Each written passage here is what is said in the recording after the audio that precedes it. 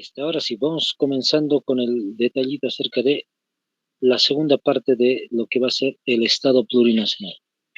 El día de ayer habíamos mencionado ya varios de los datos importantes acerca de lo que va a ser el Estado plurinacional. Siempre vamos dando un pequeño resumen. Hemos observado, como siempre les digo, toda la constitución de lo que va a ser el, el nacimiento del Estado plurinacional, de cómo es que se ha desarrollado la República, partes de la década del 80-90 para llegar al año 2000.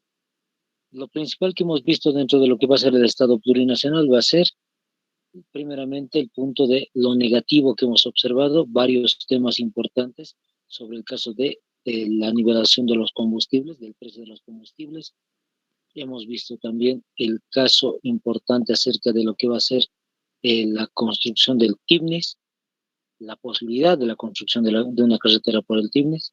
También hemos observado el caso del Fondo Indígena. El día de ayer habíamos ido manifestando algunos detalles importantes acerca de ese detalle que ha sido una de las piezas más duras dentro del gobierno del Estado plurinacional por la irregularidad acerca de las obras que se tendrían que haber construido, pero que al final de cuentas no se había hecho en un 67%, decíamos el día de ayer. Juntamente con el dato de este fondo indígena, apenas se ha ido recuperando un monto de dinero, habíamos dicho.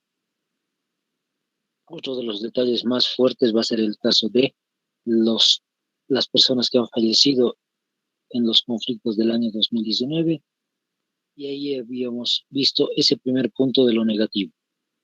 En cuanto a lo positivo del caso del gobierno, habíamos observado que se ha desarrollado muchos datos interesantes, como el caso de la declaración de un Estado plurinacional, pero también habíamos observado el caso de que de la reducción del salario, una asamblea constituyente en Bolivia, la posibilidad de la creación de una nueva constitución política del Estado en Bolivia, y lo que no vamos a olvidar, como está ahí anotado en muchos de los detalles, una política de nacionalización en Bolivia.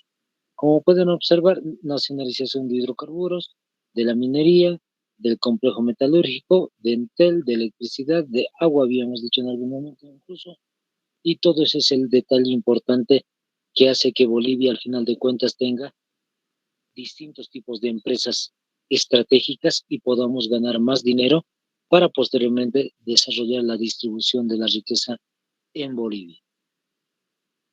Otro de los datos curiosos o interesantes hemos dicho la cuestión de la declaración de la UNESCO también, que declara libre a Bolivia del analfabetismo. Otro de los datos, el caso de la Agencia Boliviana Espacial, la posibilidad del presupuesto en salud que ha subido hasta un 173%. Otro de los detalles interesantes, la cuestión de la ley del Sistema Único de Salud, el muy conocido SUS, que ha apoyado a muchísimas personas a nivel Bolivia. Otro de los datos con los cuales habíamos concluido el día de ayer justamente va a ser el caso de 54%, de 64% y de 63% en el caso de la elección, como habíamos dicho, para tanto cada una de las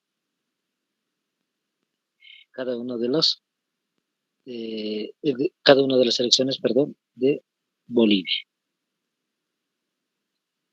Ahora sí, vamos con el detalle que hoy nos atinge, el caso de los conflictos. Vamos con este punto. En el caso de los conflictos, vamos a ir mencionando este primer conflicto. Anótense ahí la fecha específica, sáquenme una capturita, como siempre les comento, 24 de mayo del año 2008, para que me entiendan un poquito el contexto de lo que está sucediendo. Es el tema de la constitución política del Estado que ha sucedido el año 2006-2007. ¿Por qué el tema de la constitución? El año 2006, cuando se desarrolla la Asamblea Constituyente, hasta el año 2007, en todo ese periodo, lo que va a suceder es que la ciudad de Sucre se va a poner muy dura y va a intentar pelear totalmente la capitalía y la sede de gobierno. ¿Qué significa eso? Que nosotros sabemos que históricamente Sucre es la capital, pero Sucre dijo, para ese momento las personas de Sucre dijeron, queremos que los poderes del Estado boliviano queden en Sucre como Sucre es la capital. ¿De qué estamos hablando? Del poder ejecutivo y del poder legislativo que están ubicados aquí en el departamento de La Paz. Antes se llamaba poder. Entonces, esos dos poderes tendrían que haberse ido a la ciudad de Sucre. Ese era el cometido de lo que va a ser Sucre. Lamentablemente, en todo el momento en el cual se desarrolla toda esta asamblea constituyente, lamentablemente el Sucre se va a poner tan duro. Va a haber un momento en el cual Evo Morales, en calidad de presidente, va a tratar de mediar el problema y va a decir a los de Sucre, proponemos esto, que simplemente Sucre tenga el poder judicial, que lo tiene hasta el día de hoy. Vamos a crear un nuevo poder que se va a llamar el poder electoral. Va a tener dos poderes Sucre y dos La Paz. Así se equilibra un poco la situación tanto en Sucre como en La Paz y simplemente termina de esa manera. Pero lamentablemente algunos sectores de Sucre se han radicalizado tanto que al final dijeron que simplemente querían todos los poderes del Estado, si no, no había posibilidad de conversar en una situación sobre el tema. El problema se ha acrecentado tanto que al final de cuentas no se ha podido resolver todo el tema. Terminó la Asamblea Constituyente en Bolivia, había comenzado en Sucre, pero va a terminar en Oruro, porque las manifestaciones, las protestas en Sucre son tan duras que al final de cuentas la asamblea Constituyente, perdón, no va a haber posibilidad de que continúe en Sucre, entonces se trasladan de departamento. En el departamento de Oruro, ahí se resuelve cómo va a estar establecido todo el detalle de los órganos del Estado boliviano. 4 órganos del Estado que ustedes ya conocen, legislativo, ejecutivo, judicial y electoral. Y el año 2008, cuando ya no había asamblea constituyente, pero sí se estaba desarrollando encuentros, simposios, seminarios sobre el tema de la constitución a nivel Bolivia, porque se va a hacer un referéndum posterior. En el año 2008, ¿qué es lo que sucede? Los campesinos de Sucre tenían que haber recibido un número de ambulancias en el Estadio Patria para el 24 de mayo, justamente en aras de la fiesta de el grito libertario en América, ¿no? El 25 de mayo de 1809 se recuerda el grito libertario. Entonces, en cuestiones de eso iba a llegar Evo Morales al Estadio Patria y simplemente entregar para el área rural diferentes tipos de implementos, entre otros ambulancias. Se sabe esta noticia días antes y la población de Sucre, no toda la población de Sucre, solamente un grupo de personas, se han radicalizado y han dicho que por favor no venga Evo Morales a Sucre, siendo presidente de Bolivia. Siempre les digo, nos guste o no nos guste que sea presidente de Bolivia, se tendría que haber recibido, pero lamentablemente dijeron no tiene que venir aquí a Sucre el presidente de Bolivia porque estamos peleados con él por la situación de lo que ya les dije, la cuestión de los poderes del Estado. Al final de cuentas, Evo Morales, faltando unas horas, dijo, como está la situación en Sucre, tan caldeada la situación, no voy a viajar a Sucre. Se quedó aquí en La Paz.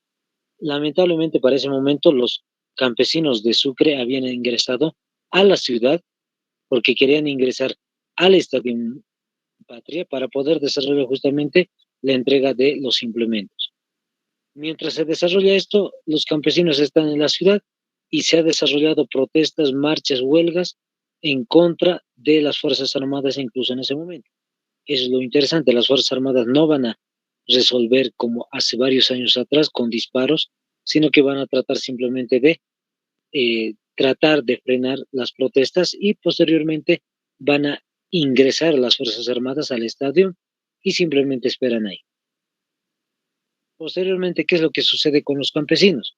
La población que estaba protestando, marchando, van a ir a tomar a los campesinos, como están observando ustedes, les quitaron parte de su ropa y los hicieron desfilar o marchar, si quieren, de rodillas, como están observando ustedes, y lamentable ha sido trágico esta situación. Vamos a arreglar un poquito este detalle, perdón por la imagen, ahorita vamos a ir con esto. Entonces, al final de cuentas, ¿qué es lo que va a suceder? Simplemente que las personas de Sucre se han vuelto tan duras con las personas, los campesinos, y las han hecho caminar de esa manera, les decía, les han quemado la huipala, les han hecho besar la bandera de Sucre, la bandera de Bolivia, y les han hecho jurar un montón de cosas que no son del MAS, que no son masistas, y un montón de cosas. Ahí está. Ese es el resultado entonces del encuentro entre campesinos y las personas de la ciudad. Como pueden ver, la imagen lo dice todo. Lamentablemente han sido humillados los campesinos y siempre les comento un poco, en plena época de lo que se va a recordar el primer grito libertario en América. Justo un día antes del 25 de mayo se desarrolla ese tipo de discriminación frente a los campesinos allá en Sucre. Listo, se desarrolló esto y el modo como es que se va a resolver posteriormente va a ser frente a los tribunales. Ahí en los tribunales se va a desarrollar justamente la posibilidad de quiénes son culpables de este suceso y quiénes no. Alrededor de cuántos campesinos eran los que estaban en la plaza, por si acaso, en la Plaza de la Libertad, anótense 30 indígenas. Les vuelvo a repetir, 30 indígenas, y les vuelvo a repetir también en la Plaza Libertad de la ciudad de Sucre.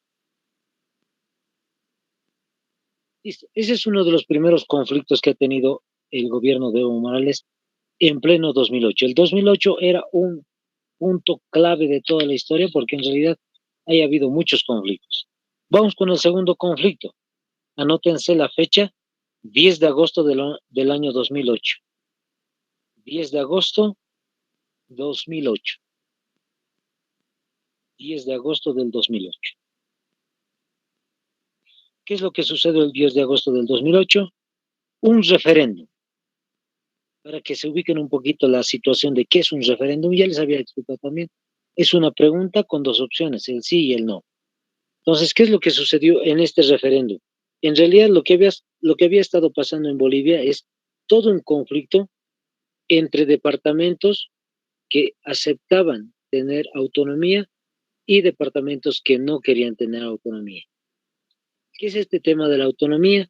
Simplemente es la posibilidad de autogobernarse, casi separado de lo que va a ser el gobierno central, casi como un Estado federal, más o menos. Entonces, ha habido tanto punto de oposición entre el gobierno de Evo Morales y el gobierno de los departamentos, no de toditos, pero de la mayoría de lo que en ese momento se llamaba la media luna.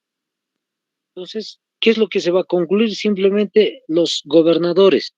Estamos hablando del gobernador de Pando, de Beni, de Santa Cruz, de Tarija, de Chuquisaca y de Cochabamba y también de La Paz, habían propuesto que se haga un referéndum revocatorio a Evo Morales. ¿Qué es un referéndum revocatorio? Es lo mismo que un referéndum, solo que la pregunta es bien específica. La pregunta más o menos sería esta. ¿Usted desea que el presidente actual, en ese entonces Evo Morales, siga siendo presidente de Bolivia? ¿Sí o no? Entonces, esa era la pregunta. Es lo que habían propuesto los gobernadores al poder central. Entonces, al final de cuentas, Evo Morales, después de una pulseta política ahí de entre sí se va a hacer y no se va a hacer el referéndum, al final Evo Morales dijo, aceptamos el referéndum, pero con una condición, que los gobernadores también tengan su revocatorio, es decir, un referéndum revocatorio en cada uno de los departamentos.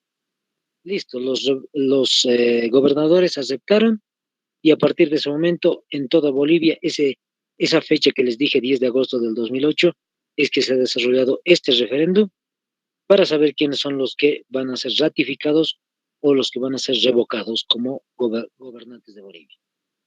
Se desarrolla la cuestión del referéndum y por la noche se da los resultados. Un resultado muy interesante. Evo Morales va a obtener a nivel nacional, ojo, a nivel nacional, 67%. ¿Qué significa? Que más del 65, más del 66, 67, casi 70% de la población a nivel Bolivia acepta que siga siendo presidente de Bolivia. En cambio, en el caso de los gobernadores, ¿qué es lo que ha sucedido? 2 gobernadores pierden 2 departamentos, el departamento de Cochabamba y La Paz. En el departamento de Cochabamba estaba este personaje, Manfred Reyes Villa, actual alcalde de Cochabamba. Entonces, Manfred Reyes Villa, que era gobernador de Cochabamba en ese momento, sale destituido, porque la población había votado mayoritariamente en contra de él. En el caso de La Paz va a estar un personaje, José Luis Paredes. Él también es destituido y al final de cuentas, este grupo de gobernadores que estaban siendo de alguna forma oposición al gobierno central se va disminuyendo.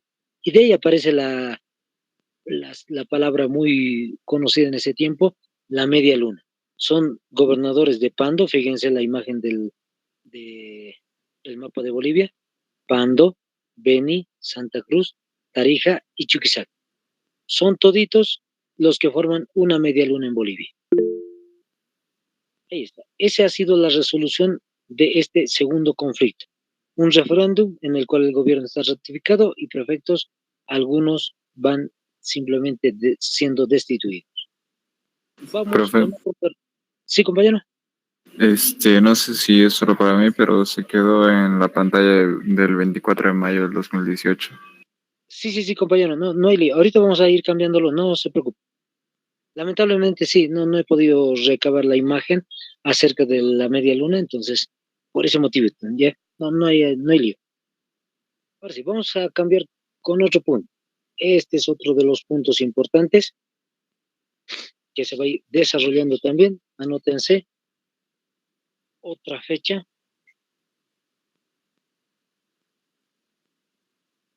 Ahora sí, compañeros. El 2 de julio del año 2013.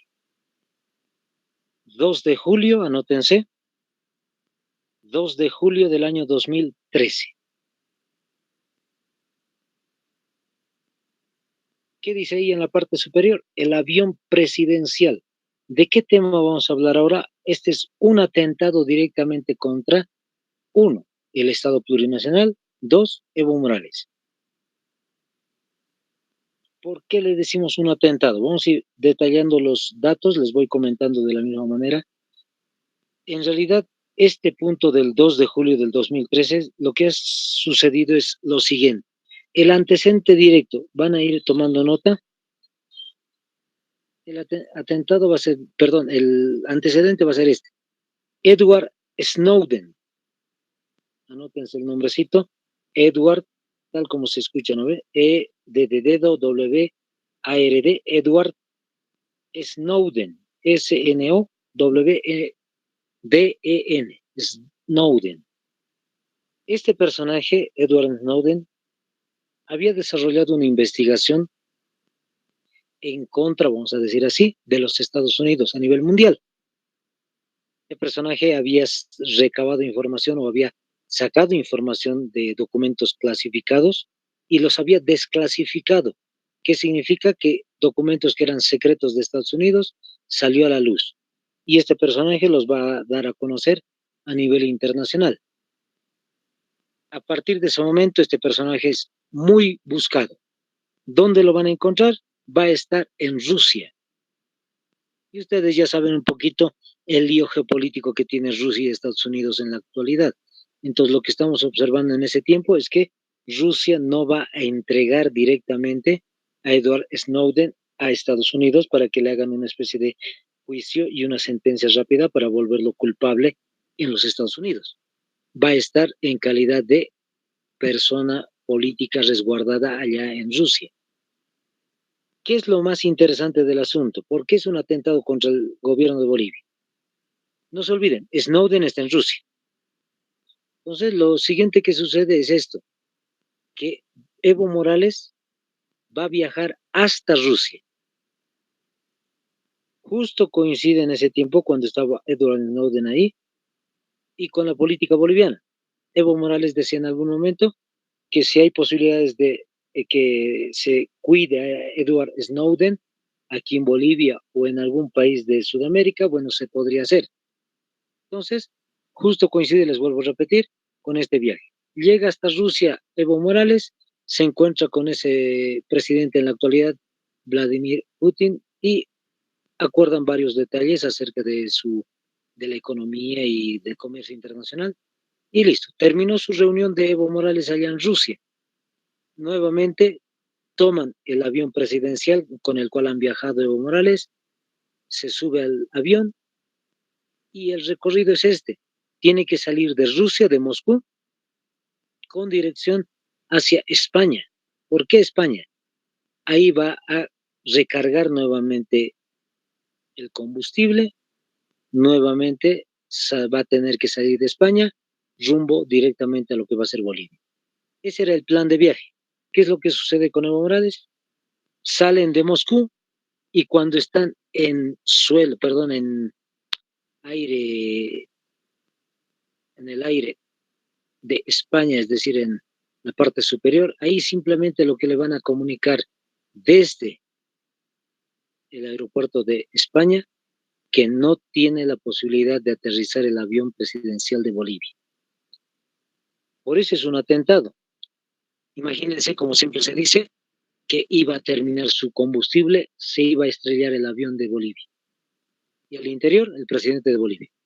Siempre les digo, nos gusta o no nos gusta el presidente que esté ahí, la cuestión es que hubiera sido todo un conflicto. Y se volvió un conflicto, fíjense, ¿por qué les digo? Llegó hasta España y no pudo aterrizar en España. Bolivia, ¿qué es lo que va a hacer? Salir de España con rumbo a lo que va a ser Portugal. Y en Portugal le van a repetir lo mismo, le van a decir, no está autorizado para aterrizar en Portugal. Retorna entonces de Portugal hacia lo que va a ser Francia. Y en Francia le dicen lo mismo, no está autorizado para poder aterrizar. Tienen la posibilidad de aterrizar en Italia, que es un país que está muy cercano a Francia. Viajan hasta Italia y le impiden el aterrizaje nuevamente. ¿Dónde sí va a aterrizar y le dan la posibilidad? En Austria, al interior de Europa Central. Austria está muy cerquita de lo que está Alemania, es decir, está al sur de Alemania, está al centro de Europa.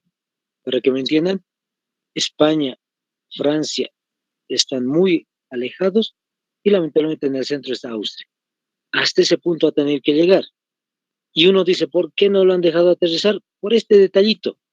Creían que Edward Snowden estaba en el avión presidencial de Bolivia. Como ya se había dicho anteriormente, si cualquier país de Sudamérica le podrían dar asilo político y hubiera estado bien, eso es lo que se dijo en ese tiempo, Evo Morales. Entonces, por ese motivo es que Estados Unidos creía que en realidad dentro de lo que es el avión presidencial de Bolivia estaba este personaje, Edward Snowden.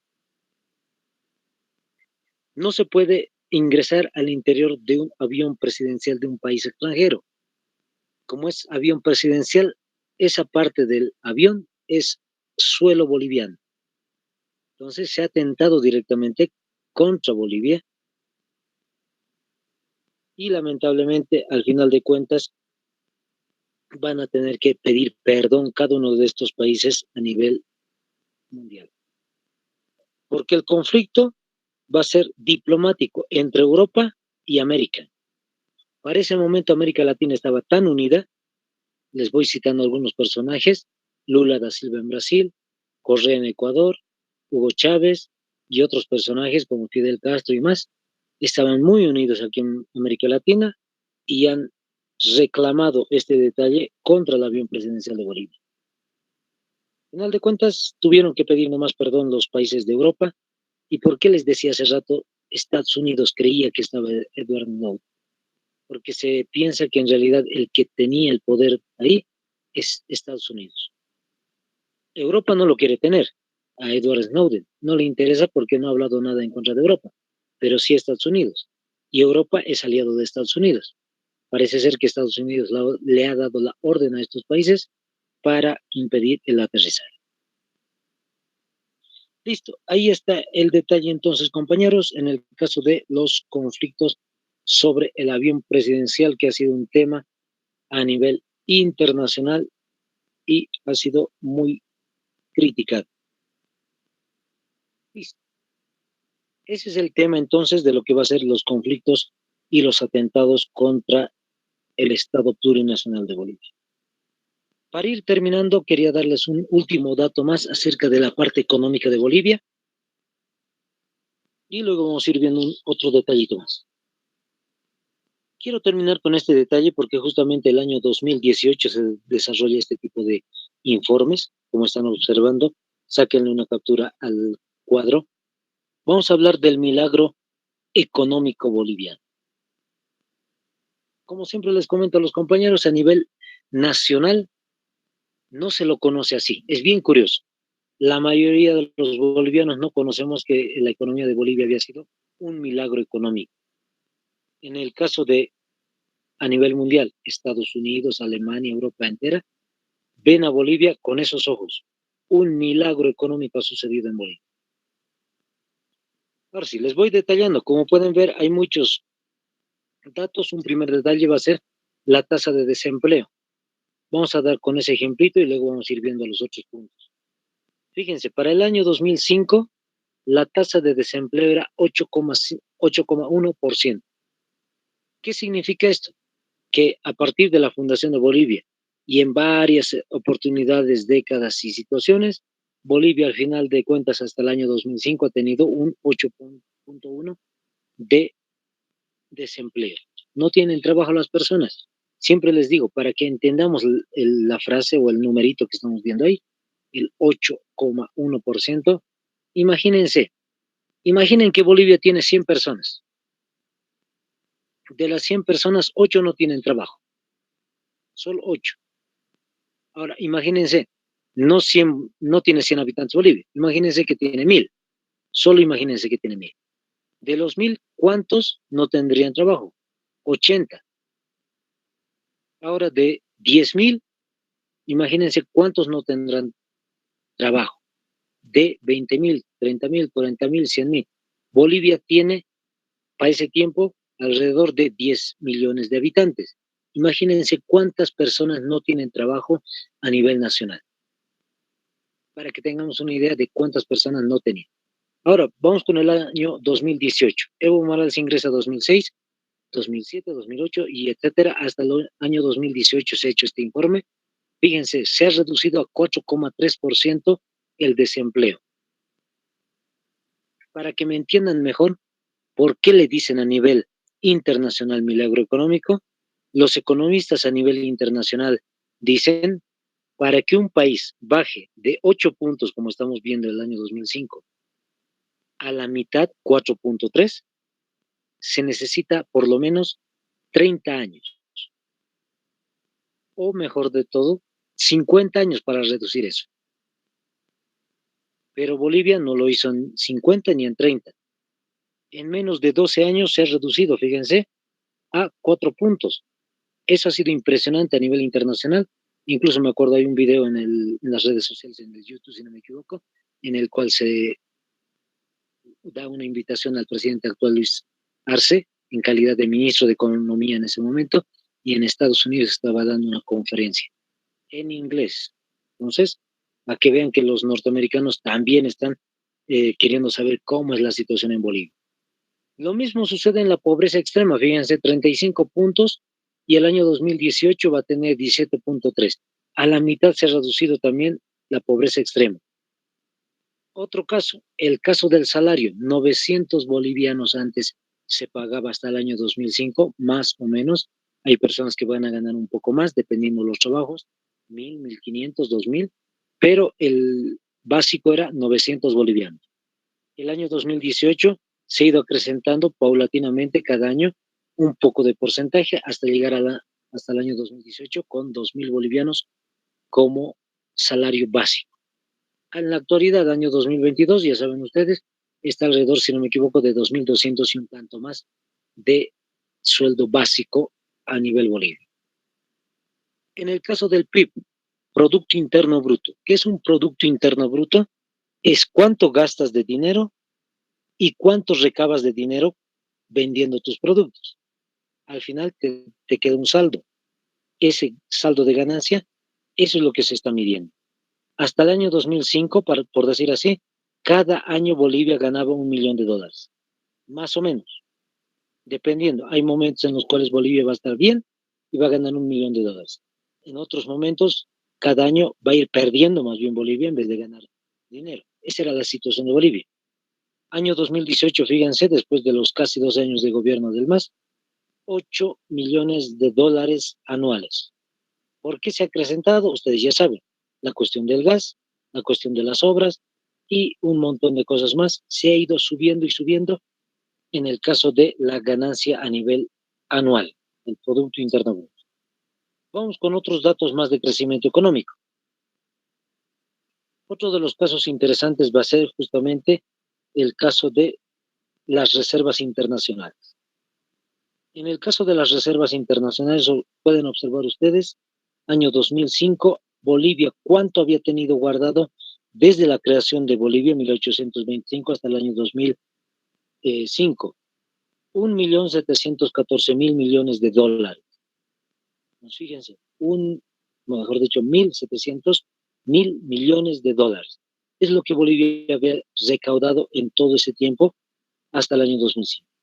En el caso del 2005-2018, en ese periodo, solo en ese periodo, 7 veces más de $1.000.000 que teníamos guardado, por eso se llama reservas internacionales, literalmente estaba guardado y no se lo utiliza, se ha acrecentado a 8.946.000.000.000 de dólares. Como están viendo, prácticamente 9.000.000.000 de dólares.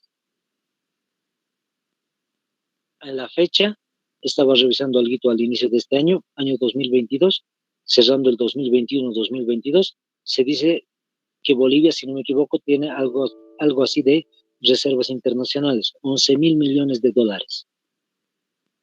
11.000.000.000.000 de dólares. Entonces, fíjense, en el caso de las reservas, hasta el momento 10 veces más se ha vuelto muchísimo lo que se guarda en Bolivia.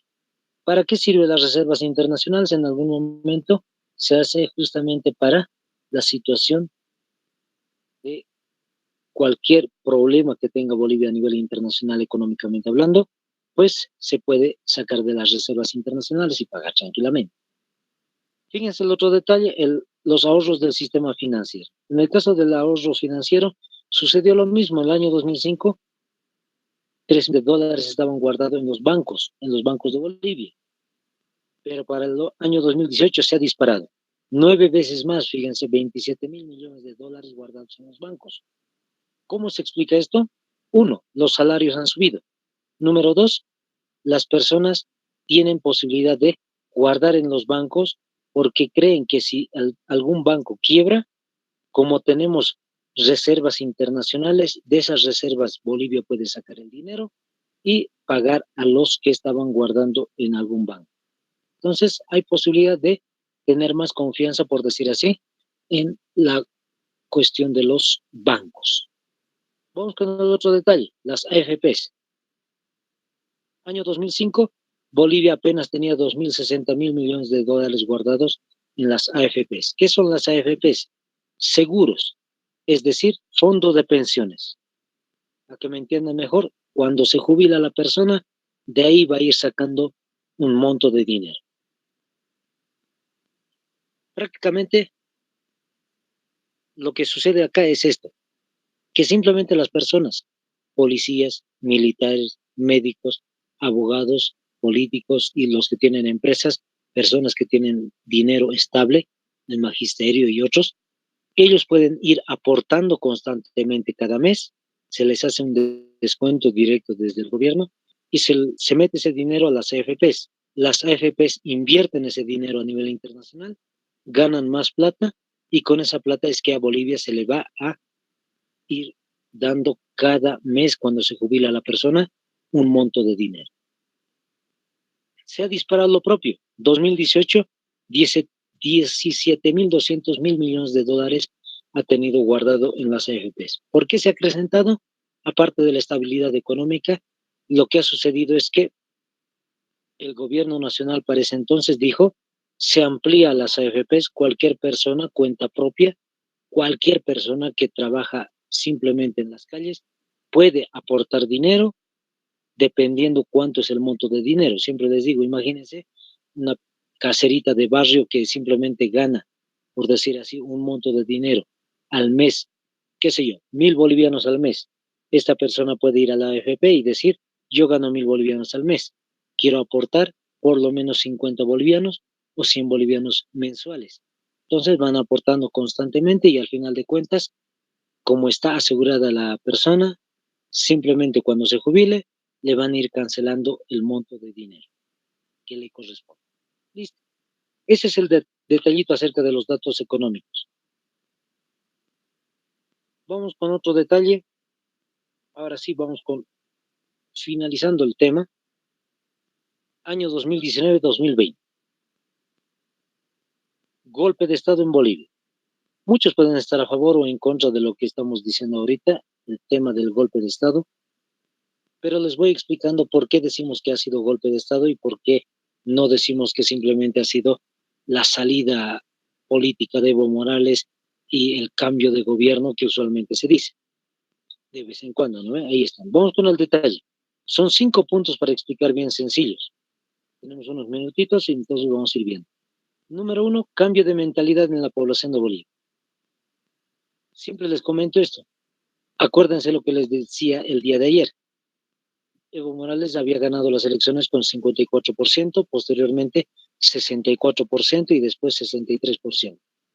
Curiosamente, para el año 2019-20, las personas ya habían dejado de creer completamente en lo que decía el movimiento al socialismo por los casos que hemos visto, el TIMNIS, el Fondo Indígena y otros detalles. Otro punto que tiene que ver con el cambio de mentalidad va a ser los jóvenes. Los jóvenes crecen, los niños que nunca habían visto la guerra del agua ni la guerra del gas, crecieron, y simplemente lo que va a suceder, es que las personas simplemente no van a poder identificar, vamos a decir así, lo positivo y lo negativo de un Estado plurinacional y de un gobierno como es el del MAS. Como siempre les digo, no estamos a favor ni en contra de ningún partido político, solamente estamos contando historia. ¿Qué es lo que sucede? Curiosamente, siempre les digo a los jóvenes, estudien historia, repasen historia, porque ahí se nota qué es lo que ha hecho tal gobierno. Como no habían vivido toda esa situación de la década del 80-90, simplemente pensaron que los gobiernos eran los mismos, que votar por cualquier persona y que entre cualquier gobierno va a ser la misma realidad. Ese ha sido el cambio de mentalidad. Vamos con un segundo punto, la carta de Luis Fernando Camacho. Tal vez muchos son de Santa Cruz. En el caso de la carta de Luis Fernando Camacho, ¿qué es lo que ha sucedido? Ha habido un movimiento interesante que va a ser en las redes sociales. En las redes sociales se va a ir dando prioridad a los mensajes que se da acerca de la carta de Luis Fernando. ¿Para qué? Para que renuncie Evo Morales. Y ha tenido mucha repercusión, es decir, mucho apoyo de parte de la población boliviana. ¿Qué es lo más interesante? Se ha hecho una investigación, no sé cuán seria será, solamente les comento este detallito. Se ha hecho una investigación a nivel internacional en México y se dice que han rebuscado cómo es la situación de las redes sociales aquí en Bolivia y acerca de la carta de Luis Fernando, cuántos likes ha recibido, cuántos comentarios ha recibido, cuántas veces se ha compartido la situación y qué es lo que se ha llegado a ver, que la mayoría del movimiento de las redes sociales ha sido básicamente que se ha dado más prioridad desde Estados Unidos a la carta de Luis Fernando. ¿Desde dónde específicamente? Desde Carolina del Norte. ¿Qué se encuentra en Carolina del Norte, allá en Estados Unidos? Interesantemente, la CIA, la Central de Inteligencia de Estados Unidos. Entonces, a partir de ahí se dice que posiblemente los norteamericanos son los que han dado prioridad a este tipo de cosas, de informaciones en redes sociales, para que la población vaya cambiando más todavía de mentalidad. ¿Por qué les digo este detallito? Porque en realidad, curiosamente, ha sucedido en algún momento, pueden buscarlo ustedes en el YouTube, año 2013, la primavera árabe, así se llama, la primavera árabe. Entonces, ¿qué es lo que sucede en este caso? La primavera árabe en Europa ha sido gracias a las redes sociales. Las personas que se van comunicando por Facebook, por cualquier tipo de red social, y simplemente habían dicho hay que tumbar un gobierno. Y se hizo. Pueden ver ustedes las imágenes, 2013 se tumbaron 4 países, 4 gobiernos de 4 países, si no me equivoco, allá en África y en Medio Oriente. Entonces, es la misma situación en este caso. Tercer punto, desconocimiento de las elecciones por presunto fraude. Siempre les comento, es un detalle muy curioso esto. Interesantemente, sí ha habido la posibilidad del corte, que ustedes deben recordar como jóvenes, se cortó el conteo de las elecciones el día domingo que se tenía que desarrollar las elecciones y lamentablemente al día siguiente se va a volver a recuperar el sistema, pero la diferencia entre Evo Morales y Carlos Mesa va a ser abismal. Va a ser 10 puntos, 11 puntos de diferencia entre el primer y segundo lugar, cosa que el día domingo no estaban tan alejados. A partir de ese momento es que se ha hablado del presunto fraude. ¿Quién es el que dispara toda la información del fraude? La OEA. Y fíjense, ¿de quién estamos hablando? De un organismo internacional que a momentos simplemente va apoyando una política, pero desde Estados Unidos. Eso tiene que ver más con geopolítica. Y siempre les digo a los compañeros que postulan a la policía y a las Fuerzas Armadas, no dejen de estudiar geopolítica cuando estén dentro de sus instituciones. La geopolítica es la política internacional, cómo se desarrolla todo ese plan de quiénes ganan, quiénes pierden a nivel internacional, hablando de las potencias mundiales. Entonces, eso es lo que había sucedido en el caso de las elecciones. La OEA había dicho, hay fraude, pero déjenme decirle este detallito. Hasta el día de hoy, año 2022, no puede corroborar la OEA que ha habido fraude en Bolivia. Es muy curioso eso. Ni siquiera en el gobierno de Yanine Áñez se ha podido sacar un informe oficial desde la OEA diciendo que en estos puntos se ha fallado, se ha equivocado el gobierno nacional y ha habido un fraude. Hasta el día de hoy. Incluso me acuerdo que el año 2021, cuando Luis Arce ya era presidente, se ha contabilizado nuevamente las actas a nivel Bolivia y el movimiento al socialismo, específicamente el procurador de Bolivia, había llevado este conteo de las actas del año 2019, si es que ha habido fraude, se invitó a los partidos de oposición de Carlos Mesa y demás, y ni uno de los partidos fue. Lamentablemente, no hay idea de que este fraude sea cierto un 100%, porque la OEA, como les vuelvo a repetir, no lo aceptó. Cuarto punto, amotinamiento de la policía y piden renuncia al presidente. Y lo mismo por parte de las Fuerzas Armadas. Entonces, ahí tenemos la cuestión. Se acuerdan ustedes muy bien, seguramente, compañeros, las Fuerzas Armadas pidiendo renuncia al presidente. Uno puede decir, qué bien, otros pueden decir, qué mal, pero ¿qué es lo que dice la Constitución Política del Estado? Y les hago recuerdo, el día lunes comenzamos con la Constitución. Vamos a leer un artículo específico en el cual habla de esto. Las Fuerzas Armadas, por si acaso, no pueden deliberar. ¿Qué significa deliberar? No pueden reunirse y hacer lo que se hizo, pedir al presidente que renuncie. Está prohibido por la Constitución Política del Estado. Siempre les digo, imagínense ustedes ingresar como cadetes a las Fuerzas Armadas y a la Policía Boliviana y pedirle a su comandante de ustedes, a su comandante de su unidad, por favor, renuncie. Nadie lo va a hacer, ¿no? Es lo mismo, las Fuerzas Armadas, es imposible que pidan renuncia al capitán general de las Fuerzas Armadas, al líder de las Fuerzas Armadas. Eso es lo que ha sucedido el año 2019.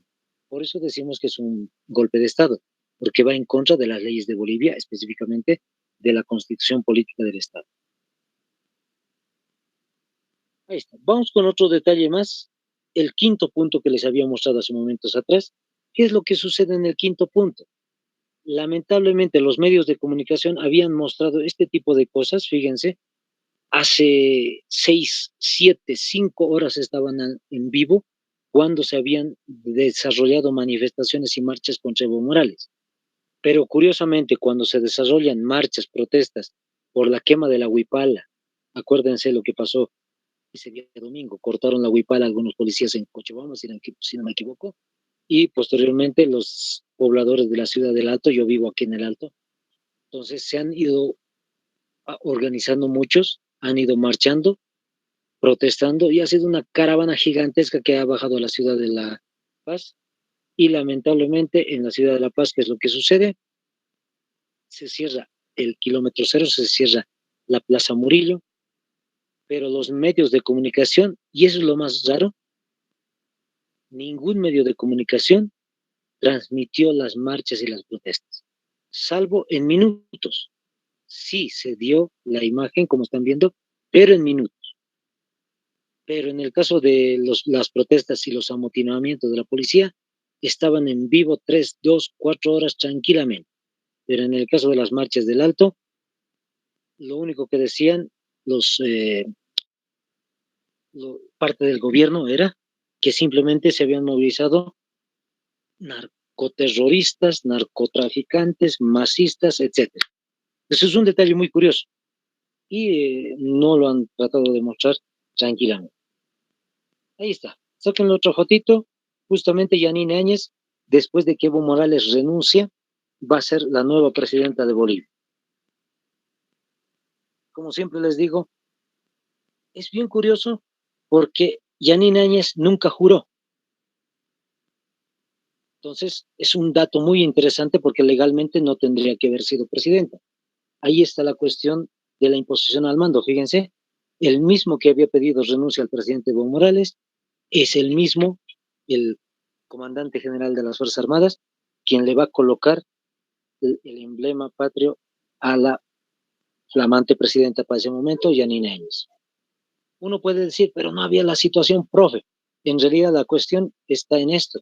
Se dice que dentro de los reglamentos del Senado, el que tendría que ser presidente del Senado tendría que ser alguien del MAS, porque ha sido el partido más votado en ese tiempo. Pero Yanine Áñez no era del MAS, era de Unidad Nacional. Entonces, no tendría que haber ocupado la silla de presidenta del Senado para poder ser presidenta de Bolivia. Entonces, fue muy raro, muy ilegal toda la situación. Por eso se dice que ha habido un golpe de Estado. Para terminar, tenemos unos minutitos, segunditos. Recuperación de la democracia. ¿Por qué le decimos recuperación de la democracia? Como está ahí explicado, por ese motivo. Ha habido 3 fechas de elecciones. No se olviden lo que pasó con Yanine Áñez. No es culpa de Yanine Áñez completamente, pero ha habido cambios de elecciones ese año 2020, que era el año de la pandemia. En mayo tendría que haberse desarrollado las elecciones, se cambió a septiembre, se propuso septiembre, se hicieron protestas en septiembre y dijeron al final de cuentas que se iba a hacer en octubre. Segundo, no participación del MAS. Eso es lo que estaban pidiendo muchos sectores políticos, que el MAS simplemente por haber hecho fraude, el presunto fraude, no participe. Pero no hay reglamento, no hay leyes en Bolivia que digan que si un partido X hizo fraude, está imposibilitado. No hay ese tipo de cosas. Entonces, simplemente tendría que haber participado. Tercero, como ya les dije, bloqueos en el altiplano y petardos por elecciones. Aquí en la ciudad del Alto, por si acaso les comento un detallito que ha sucedido ese tiempo, justo en pandemia, se mandaron mensajes en redes sociales, Facebook, WhatsApp y demás, diciendo hagan sonar petardos para llamar o para demostrar que quieren elecciones. Se lanzaron los petardos y demás, pero en Unitel, así específico les digo, en el medio de comunicación Unitel, lamentablemente decían, se están lanzando petardos en la ciudad del Alto para decir que el MAS no participe en las elecciones. Como les digo, yo vivo aquí en el Alto y es bien curioso. Era todo lo contrario a la realidad que estaba sucediendo en ese momento. Y el cuarto punto, ustedes deben recordar, los porcentajes de quién gana y quién pierde en las elecciones apenas se dictaron a medianoche. No es algo usual. Lo usual es 11 de la noche por lo menos, pero a medianoche no. Entonces, al final tenemos nuevo presidente de Bolivia y una segunda etapa, entre comillas, de lo que va a ser el Estado plurinacional la estamos viviendo en la actualidad. Listo, compañeros. Así terminamos el tema. El día lunes no se olviden para nada su constitución política del Estado, compañero.